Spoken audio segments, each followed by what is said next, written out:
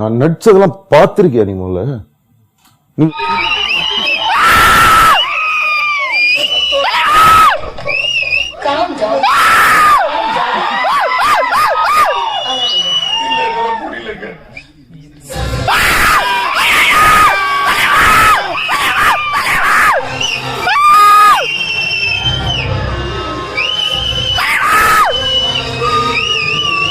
அது ஒன்று போயிட்டுருக்கு. அதுக்கு நடுவில் வந்து மூக்கிலேருந்து ரத்தம் வருது. படமே டைரக்ஷன், அந்த டைரக்ஷன்லேயே மந்திரா பேடியிலேருந்து இறக்காத பெரிய பெரிய ஹீரோயின்ஸ் கிடையாது.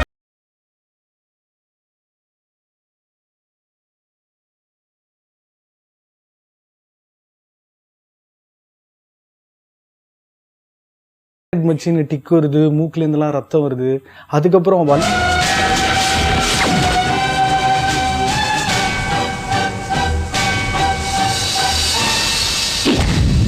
அது அந்த படத்தோட விஷுவல் எனக்கு நரேட்டிவ் வந்து அவ்வளோ பவர்ஃபுல்லாக இருக்கும்.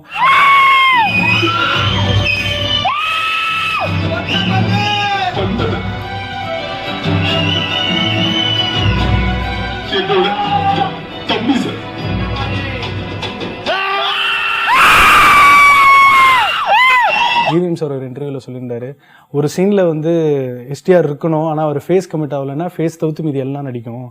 ஒரு சீனில் ஃபேஸ் வேணும்னா ஃபேஸும் சேர்ந்து நடிச்சிரும் அப்படின்னு. நீ தானே காணாம போன எல்லா பொண்ணுகளையும் கடத்தினது? ஆமா. அழாதீங்க. இல்ல என்னால முடியலங்க.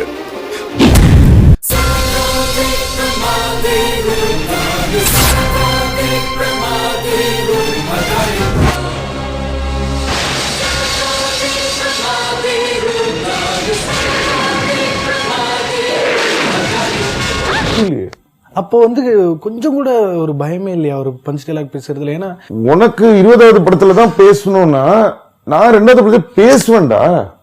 இந்த நாட்டுல எத்தனை பொண்ணு ஏமாத்திட்டு இருக்கா, இந்த ஏமாத்துற பொண்ணெல்லாம் நான் கொள்றேன்.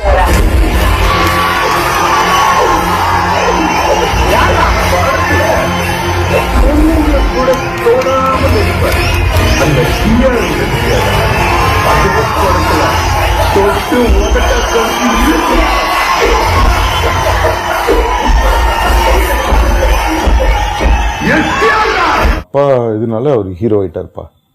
பிரேக் பண்ணலாம். இல்லடா நானாவே ஹீரோடா. இவர் ரஜினி சார் மாதிரியே பண்றாருப்பா, வரலாற்றாருப்பா. உனக்கு நான் பிரேக் பண்றேன்.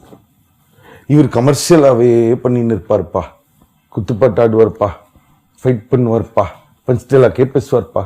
மன்மதன்ல பிரேக் பண்றேன். அந்த ஆண்டவன் கூட இருக்கான்.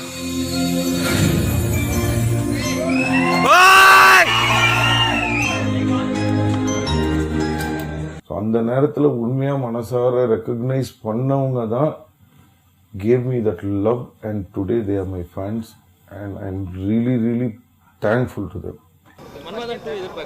கண்டிப்பா ப்ரோ, மன்மதன் 2, வல்லவன் 2 இதெல்லாம் கண்டிப்பா வரணும். வல்லவன் ரீலீஸ் பண்ணா ரொம்ப நல்லா சந்தோஷமா இருக்கும்னு ஆசைப்படுறேன்.